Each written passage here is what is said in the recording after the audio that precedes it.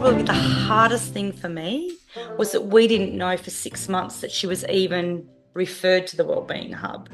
That's a long time. It's a long time when That's someone half a year if people aren't sure about their NAV. Yeah. That's quite a long time. It's a long time when someone's getting into a very acute stage. Bloody oath, because you're still living with them.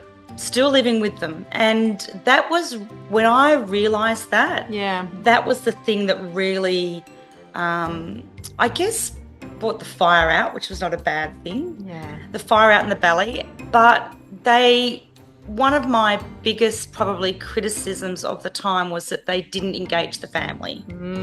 They kept her separate to us.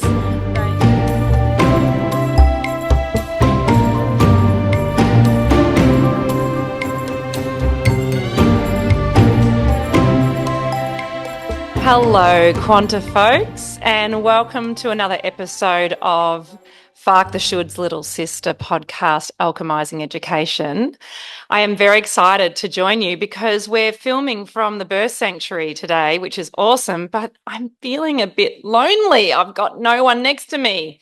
I am Jodi from QuantiMama, and I'm very excited to say that we are getting naked today. Calling in my beautiful co-host for Alchemising Education, Curious Quinn, who is doing the reveal today into Curious Kerri, which is also QuantiMama Kerri.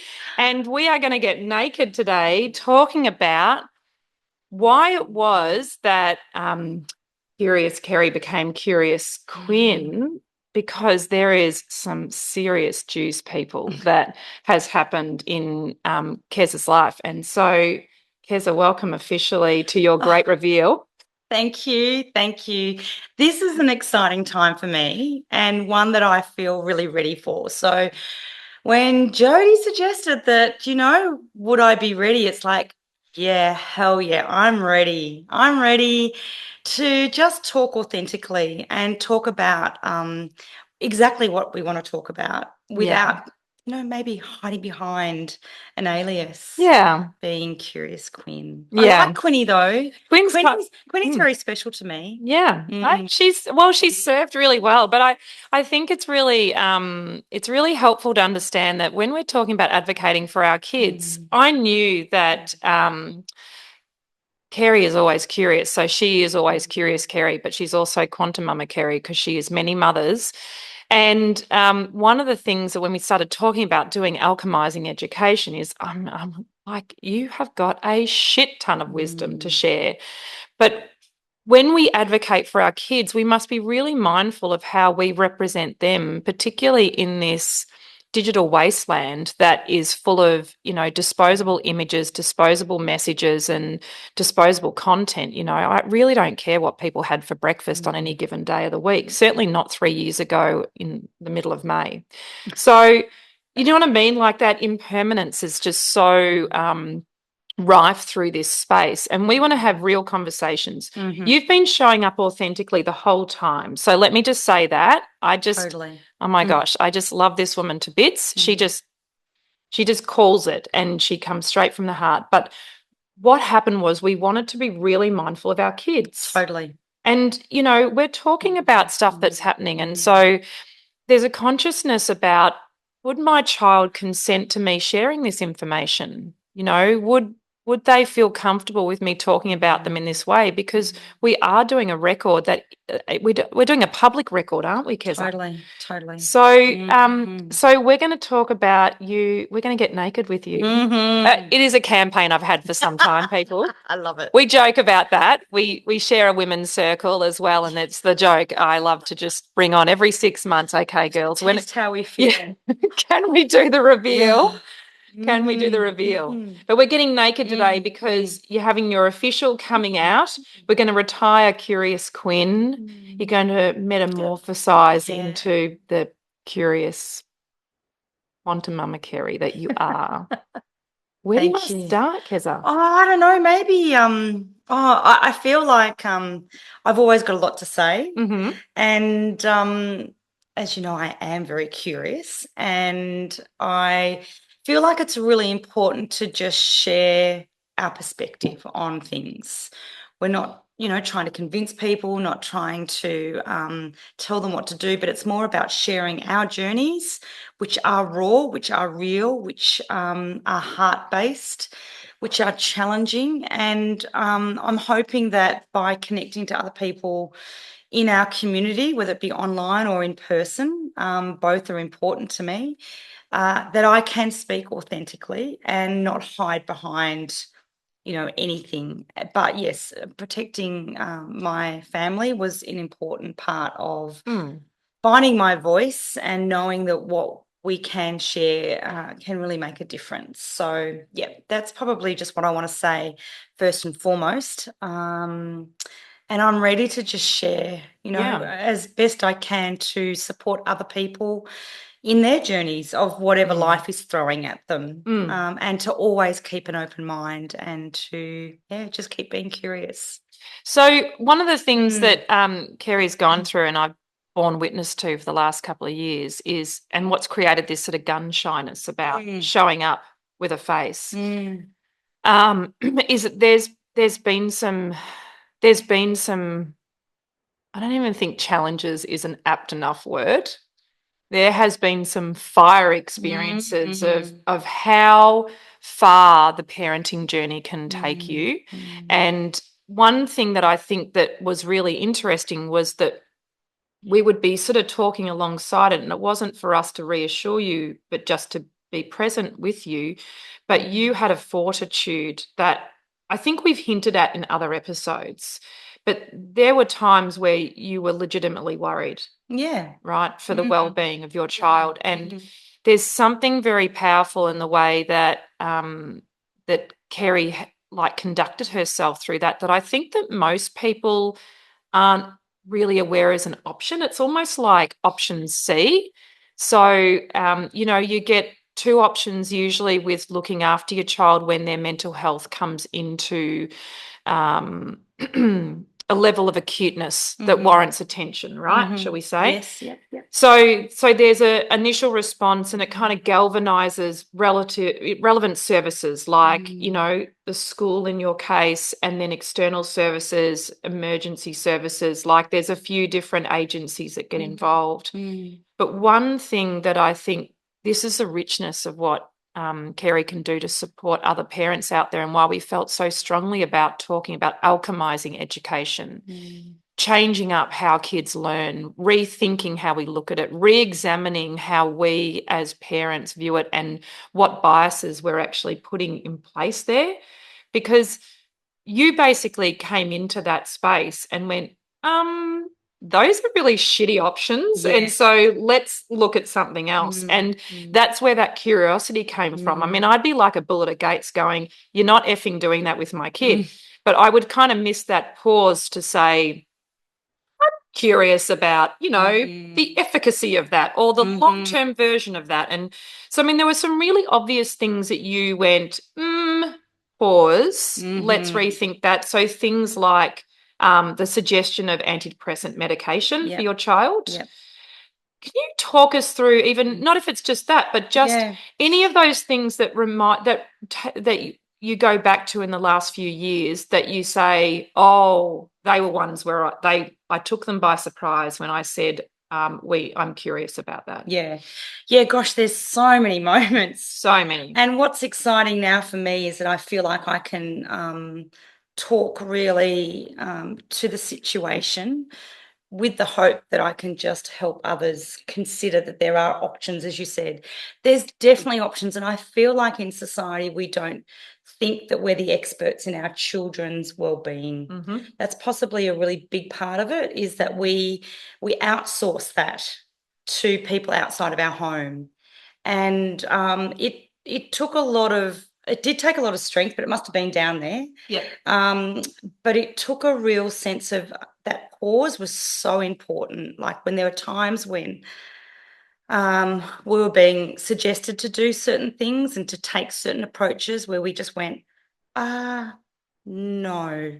So the medication was one. So when, children go through school, and the schooling system, I feel, because they spend so much time there. They spend so much time there.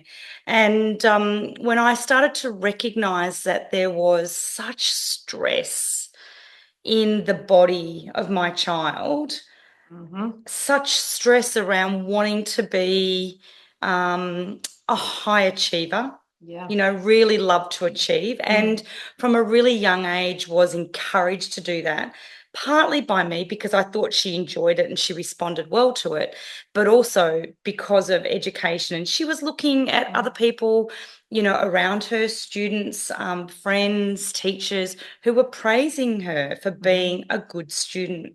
And whilst in the younger years that worked for her, and it gave her a sense of achievement and a sense of, I'm good at this and it makes me feel good.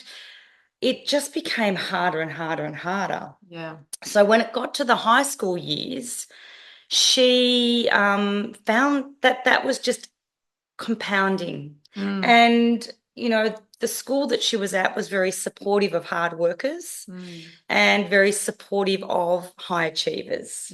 And so, in year 7, she got an academic award. And I remember going, oh, that's not good.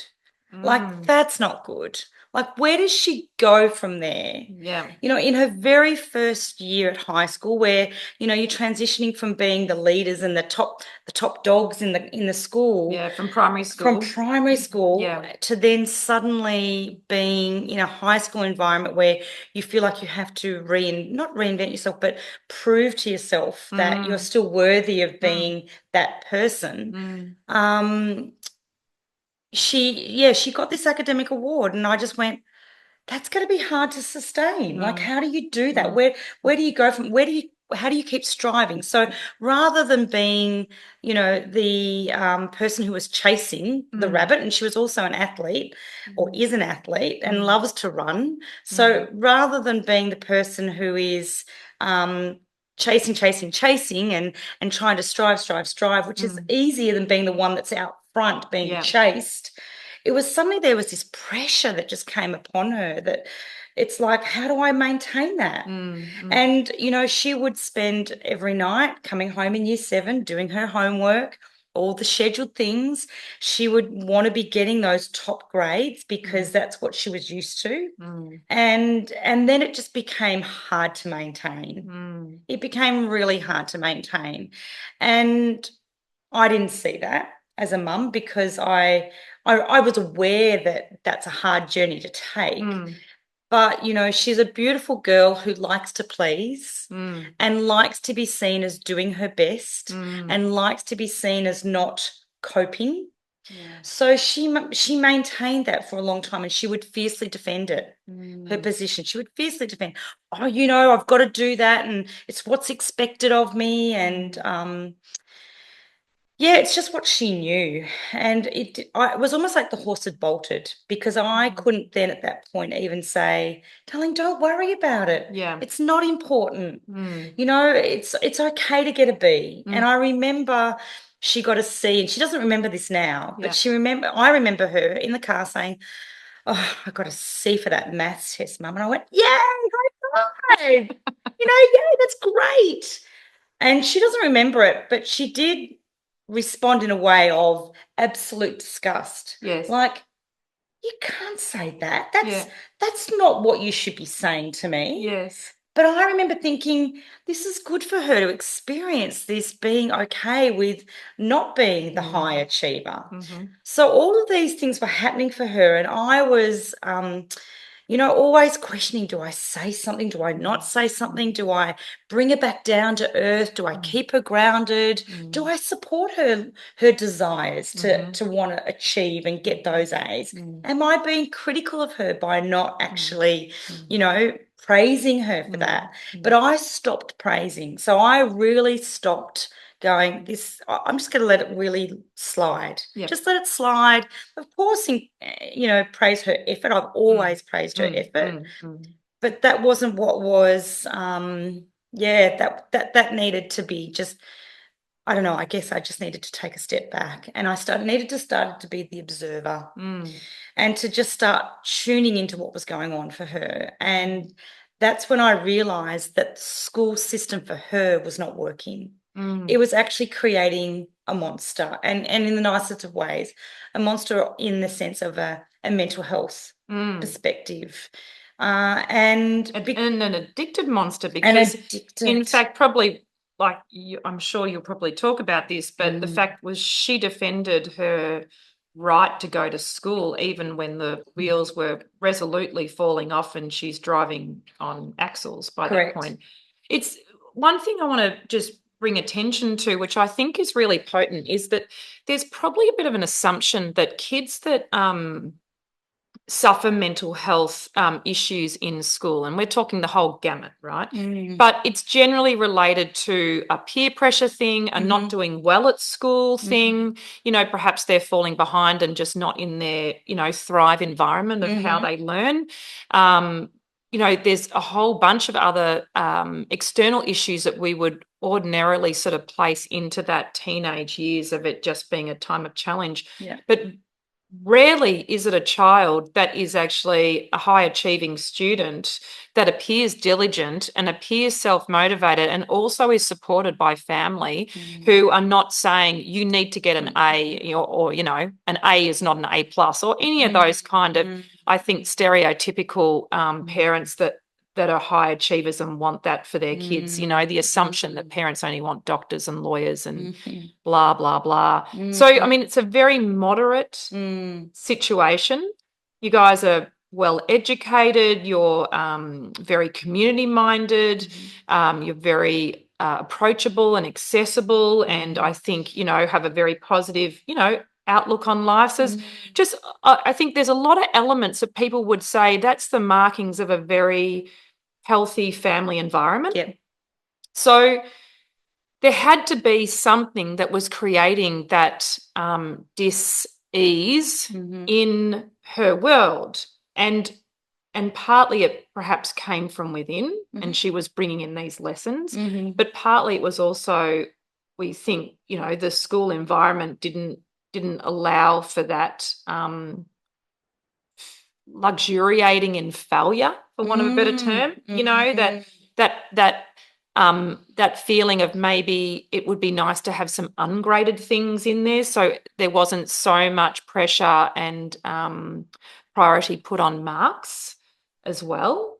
But what I'm also interested in is, because we're not anti-school, we're anti the current product, which is really falling short of its clientele, which is meant to be the children, by the way, not the government and stakeholders and shareholders and so forth.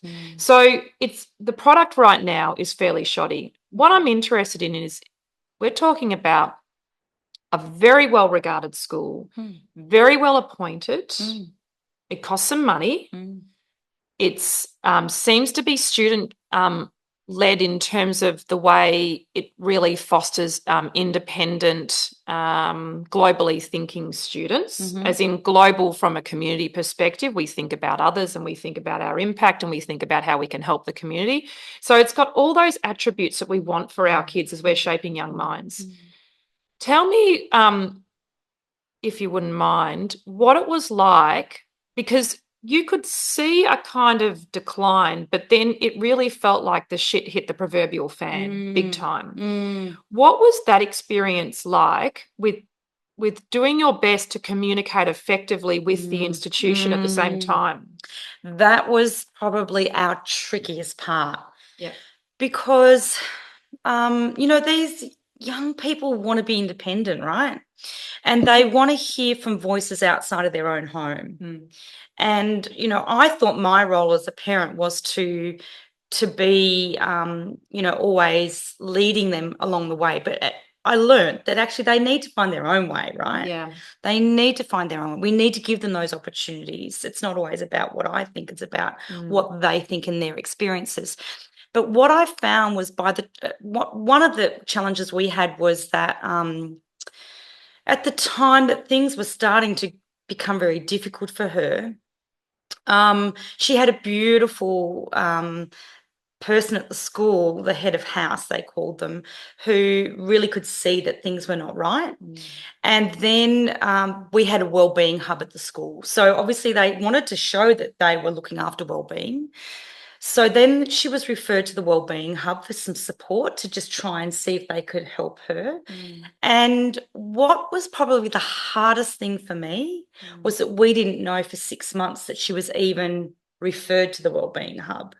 That's a long time. It's a long time when someone half a year if people aren't sure about their math. Yeah. Quite a long time. It's a long time when someone's getting into a very acute stage. Bloody oath, because you're still living with them.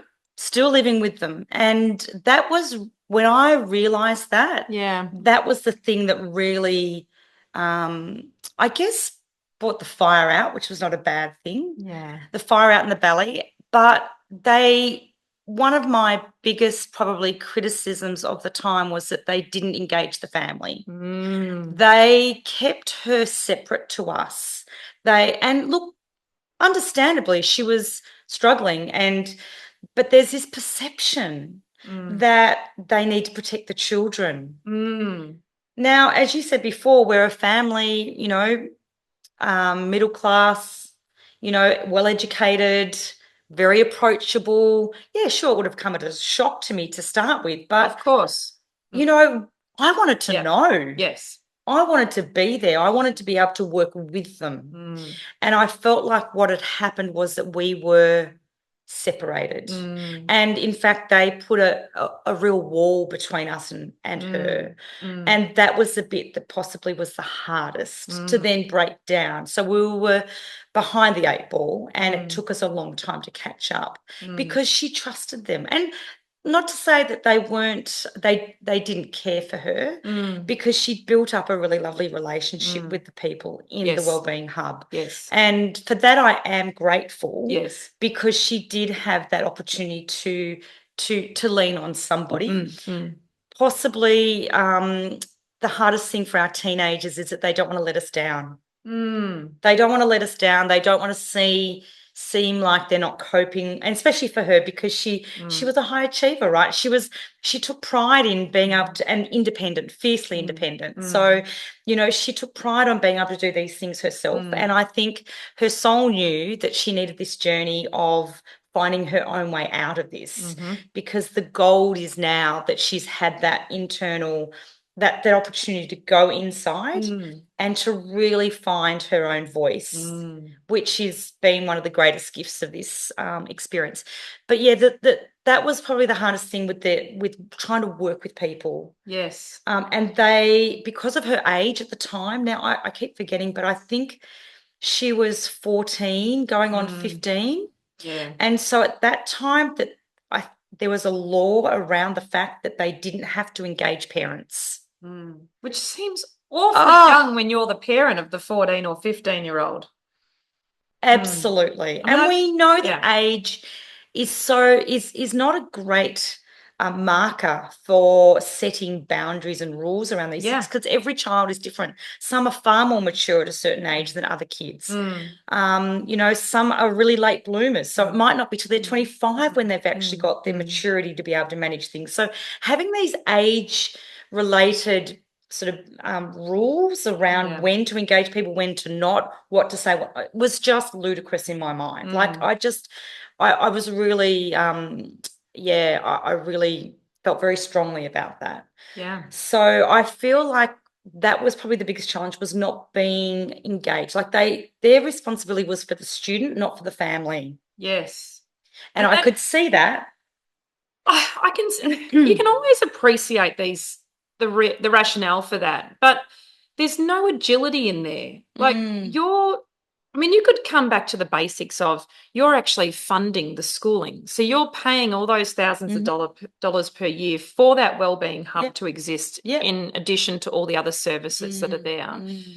And then you're getting boxed out at the most critical time. You're being treated like an absolute mushroom because you're getting no information about where your child's at. And we're not saying to breach confidentiality, but how are you meant to support your child? They're there for 30 hours a week. there's many more hours in the week than 30. So there is a gross amount of time the child is with you that you are basically rendered impotent to respond effectively. And then the outside organisations don't really have strategies for you. So where is the support for the parents in this? Where is the collaboration and, the community care for this child?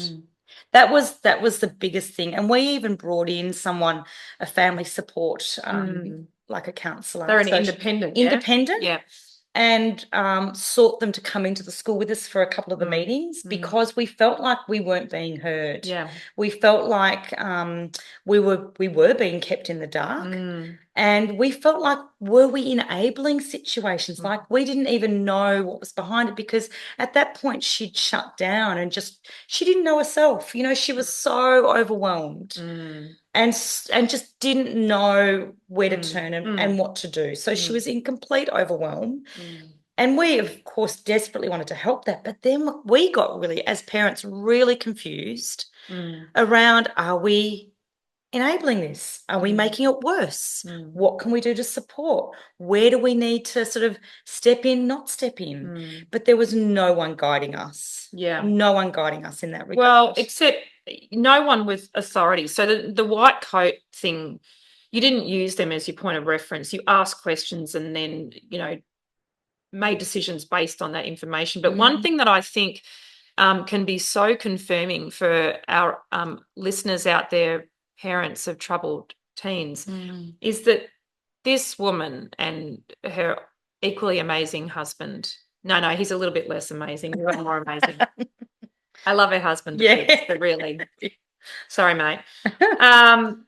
But what they did was you talk to people in your community instead. And so you started you didn't apply the white coat, rescue me from this thing. In fact, you went the opposite way. You're like, empower me with the information. I'll see how it sits in my body. I'll use my intuition to make a decision. And that was a powerful thing to watch. I mean, obviously you talked to McGill and I about our emergency services experiences. And so when the invitation to go into a crisis facility was put forward, I'm like, that might seem like a great solve, but I've seen inside those places. I don't think it's necessarily in her best interest right in that moment, because she had a safety net at home that could equally address that. Like all the services were available to happen as a hospital in the home rather than go to the institution and then be labelled. And so there's been lots of things that you resisted that I think other parents would gain so much strength from. And so what I want to do, because we could talk about this for probably a few days, especially as we start sort of, pulling apart the minutiae of stresses and little crises that you navigated, right? It went on and on and on. And there were moments I could see that you were fatigued, but I never saw you go, oh, I can't do this anymore. Keza just kept fronting up going, okay, that's the next thing. That's what we're doing. Okay, we're sleeping in the corridor because we want to keep it safe. Yep. We're locking the doors. We want to keep it safe. Yep. We're now having less conversation because that's overwhelming our daughter. So we're, and it's constant titration, responsiveness, testing out conversations to get more information, advocacy like an absolute mofo. You advocated like a mofo for your daughter. And parents don't even know they can do that. Well, that's exactly right. They don't know they can do that. And that's something I feel really, really strongly about getting this message out there, is that you can advocate for your child. And I'll give an example. At one stage, because when you're in a depressed state, you don't feel like eating, right? There are things that are just going to stop. You kind of go, oh, and anxiousness brings a whole lot of feeling within the stomach, in the digestion system. You just don't want to eat. But they pick this up as a possible red flag. Yeah. And I kept thinking to myself, I get it. You don't feel like eating breakfast before you go to school. Yeah. And when you're at school and you're in an anxious environment, you don't want to eat. Yeah. But then she would come home and have a really good meal at nighttime. And she knew a balance in her diet. She's amazing. She's got a cold at the moment, and she's there last night going, I don't want to eat what you're eating. I'm going to make a big pot of chicken soup with turmeric and ginger and garlic. She knows how to nourish her body. And so I was getting all these messages about, oh, we're at risk. There's an eating disorder. Yeah. There's an eating Another disorder. Another label, because they're at a loss, because she wasn't able to express what was really going on for her, because she was in overwhelm herself. They felt this sense of responsibility to quickly absolve themselves of not taking action. Yeah. So that they would then go, we think this is happening. We've done a little survey, and this survey is telling us that she's really at high risk of an eating disorder. So they gave us a referral to this eating disorder centre. And again, I obviously got curious. There was something in me that's saying, hang on, we're jumping too quick here. Again, labels. I see this child who is in overwhelm and doesn't like eating. Fair enough. It's a moment in time. It's not going to say that she's not going to eat forever. So, and I knew that I had instilled some good eating habits in her, and we were demonstrating that. I went to the first appointment, and there's something didn't feel right. They gave me a booklet to read. I read the booklet and I went, hell no. This is not the journey for my daughter. And I actually said that to her. I don't agree with the approach that they're taking here. I want you to feel empowered to eat what you want when you want. In this booklet, they were suggesting things that were just so, I don't know, just very, just weren't heart-led. Yes. They weren't heart-led. And one of the things that we would often do, and I'm sure a lot of families would relate to this, we occasionally do games over meal times. And we noticed that for her, when she's in overload, she doesn't want to sit around the dinner table and have any attention around what's been happening in everyone's days, sharing where we're at, how we're feeling, what's going on for us, what we've got on. She actually just wanted to be distracted. Now, that was a big no-no to this eating disorder centre, a big no-no. You do not play games over dinner. That didn't sit with me. And I kind of thought, but if she's engaging with us and she's having a little bit of fun at some element in her day, I'm sorry, but I'm not going to prescribe to that process. So that was just an example of where things were put in front of us. And I know a lot of people would want to go, quick, just help my child. You are an overwhelm yourself as a parent. There is no doubt about it. It is confronting when you kind of go, could this be happening to my child? What happens if I don't act? What happens if I don't do something about it soon? Maybe it's going to be something that she has for life. She loves her food traditionally. She loves food. So the fact that she wasn't eating food was just a reflection of how she was feeling in that moment. So we just said no. We just said no. Sorry, we're not partaking in that.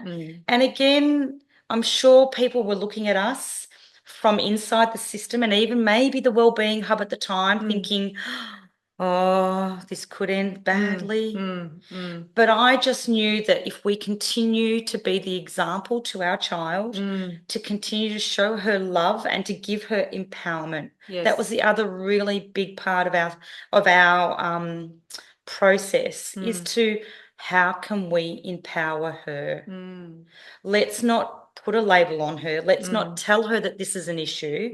Let's just be the example and give her the power back. Because a lot of these things are about feeling out of control. And that's what I kind of felt was important to me. And the other thing that I felt was really important was to not live with the fear of what people were bringing into our space. They were bringing in the fact that she had an eating disorder. Now, I wasn't going to prescribe to that. So I just kind of thought, it was really interesting, because a lot of people are like, oh, you've got to do it. You've got to follow it. Like, they're the experts. And yes, they may see a lot of this in their field and in their work, but they weren't the expert of her. That's right. And that's what I kept thinking, is we know her best. It's like, parents with newborns. You hear them saying it now, don't you? they often say, as doctors and as specialists, we'll listen to the mother before anything else. Yes. Now they're starting to do that, but I think they've forgotten that as the kids get older. Oh, and society is all about handing over that responsibility to people in authority. And, there's been countless times of parents sort of overriding their inner guidance system to listen to some advice and then regret it later on.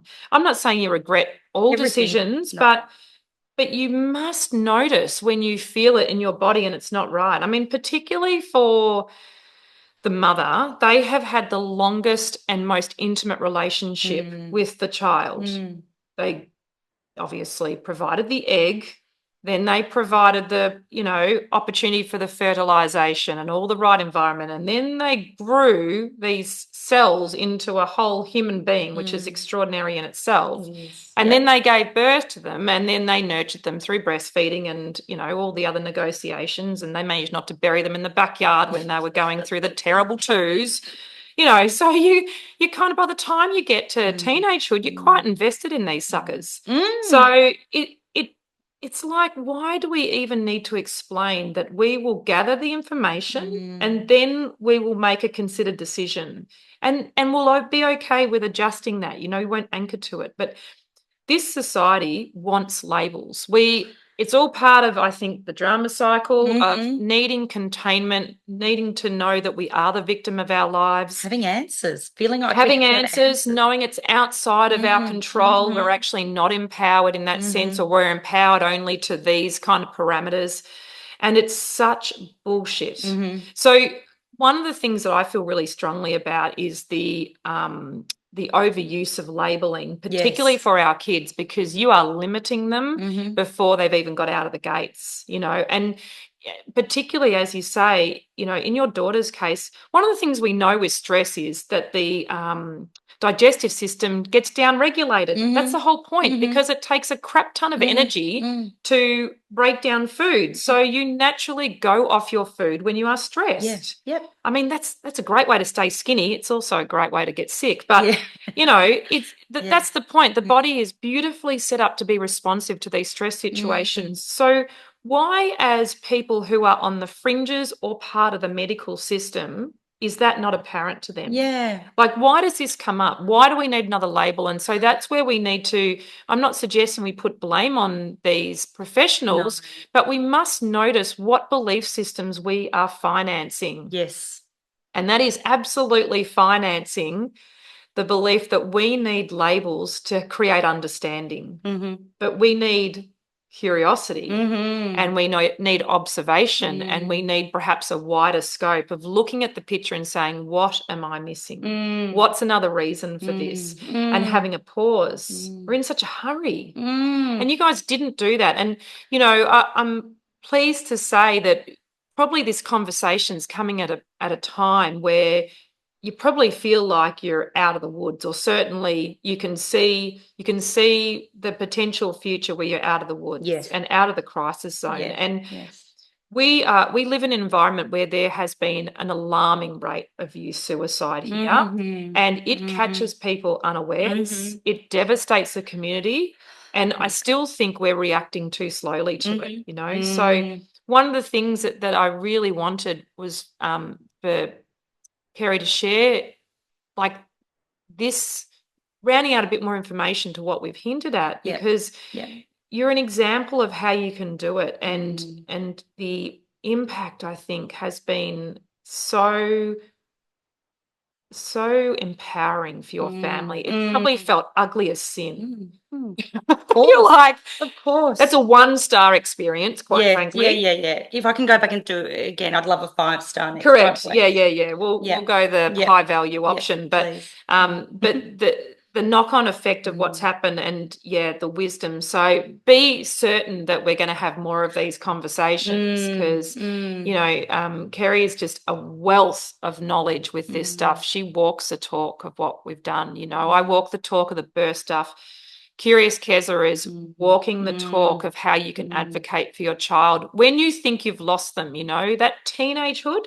You feel like you've lost them. You've lost them to social media, you've lost them to peer groups, you've lost them to institutions, and you've lost them to their own sense of self, of whatever that is at that moment. And I'm really big around understanding there's so much noise out there. Yeah. So much noise for all of us as parents, for the children, for grandparents, for everyone, and I think if we can find ways of reducing the noise for us and our children and getting them back into their bodies and listening to their bodies rather than this and listening to this, then she was indicating too, don't listen just to your head. Listen to your heart, just for the people who are listening and trying to work out what the this and this is. Sorry. I forgot. Sorry. Thank you. Yeah, listening to our minds. Our minds just they just take us to places that are not helpful. Yeah, and going into our hearts is just where it also slows us down. Yes. Some of the best things I did was when I slowed down and I paused and I didn't jump. Yes. I didn't jump into things too quickly. When you come into the heart, it would stimulate the parasympathetic nervous system, which slows everything down as well, which slows your breath down and then creates all the hormones that you need for that more conscientious and present decision making. Yep. Yeah. So I am ready to have these sort of conversations more and more with people in person or online via this forum, because I think parents feel like, they're stuck in their four walls at home and they feel isolated and they don't know what to do. Yeah. It's overwhelming. Yeah. And they're getting all this noise from all these other areas. Yeah. And it's just confusing everybody. So what if you were to speak to a parent of a child that's at risk, shall we say? So we're saying a child in crisis mode. Yeah.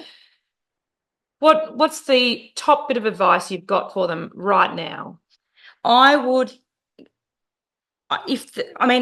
obviously it's hard for the child to always say what they need. Yes. But I would just give them everything you've got. Yes. Like we're just stop and start listening to them. Stop and start observing. Try to see where the pressures are coming from, whether it be school, social, a sporting thing, family, whatever. Just see where the pressure's coming from and just rip all that pressure away from them because they're in overwhelm. Yes. They just need to have all the pressure taken off them. And that's something and we've spoken about school refusal before. Yes. But that was something where I really believe that when kids are starting to say school refusal, the education system said to us at the time, we can't have this school refusal. Yeah. We've got to keep her coming. Yeah. And it's like, really? Yeah. That's where she's stressed. Yeah. She doesn't know that in that moment. Yeah. But because she's in over. Is the point. Yeah. Yeah. Yeah. She knows what she needs. She's trying to say, I'm struggling getting to school. Yeah. That's right. So it's about finding a way to tune in to what they need. If they can verbalize it, amazing. Yeah. Brilliant. Listen to them. If they're demonstrating it in their actions, whether it be food or whether it be a certain habit, a habitual thing that's going on at home that you're kind of a bit concerned about, there are signs. You just need to stop and tune in. And I think for parents who are very busy, surviving, work, financial pressures, trying to pay a mortgage, trying to give their kids everything they want, it's time to just take a step back because there's just too much noise. Yeah. And sometimes our stresses are actually being demonstrated through our children. Yes. And we need to take responsibility for that. Yeah. So we've got to regulate ourselves to then show up wholly for our child in crisis. Absolutely. Yeah. And what they will need is not more money spent on them, but time. True presence. Yes. True presence where they get to be observed as an individual, and you also hold the frequency that they are whole as well. They're not lacking. They are not broken. They're challenged perhaps. They're getting squeezed, but it's still a diamond in there. And I think the frequency is so important because when you're coming from a place of love, not fear based on what's being presented, Yes. that is helpful in keeping you present. Yes. And keeping the perspective of the child's needs, Yes. not what everyone else is suggesting, Yes. or the fear of what could be. Mm. When you have a belief that your child is whole and is loved and is just needing to be nourished and held, then that is the most important thing. It's not a guarantee. I get that. No, there's But no guarantees there's in no life. guarantees in life. But that's something I can really highly suggest as a perspective to take. Love, not fear of everything around you. Yeah. Well, you just waste time on fear. I mean, either it's going to happen or it's not going to happen. And the kids feel that, right? Of course they do. They feel it. They know when you're holding it together and worried about things. So, it's then finding your tribe who can support you as the parents and the mother. Yes. Yeah, and then you can support the child. So I'm happy to have these conversations. How good's this Love woman? it. Hey, how good Love is it it. seeing her naked? Happy days. Happy days, Quanta folks. Thanks for joining us. Yeah, Look, as I said, we could go on forever and ever on this conversation, but I'm conscious of all our time and I want to save something for the next one. So the great thing is that if you are wanting someone to talk with, to listen to you, to bounce the ideas off of your own intuition is actually offering up as your guidance system, this amazing woman is available. Yeah, totally. So head to QuantiMama.com, just drop us a line. We're very disorganized with the website because that's how we roll, because we're busy living presently with everything else. We are. But you'll still get the information. It might just be a bit clunky. Oh, no, just get in touch and, please. She's available because she's awesome. Yep. And we're going to look forward to the next alchemizing education with QuantiMama Kerri. Look forward to it. Very exciting. Have a great time till then, Quanta folks. Amazing to share space with you. Be strong, be brave, be bold. Take care.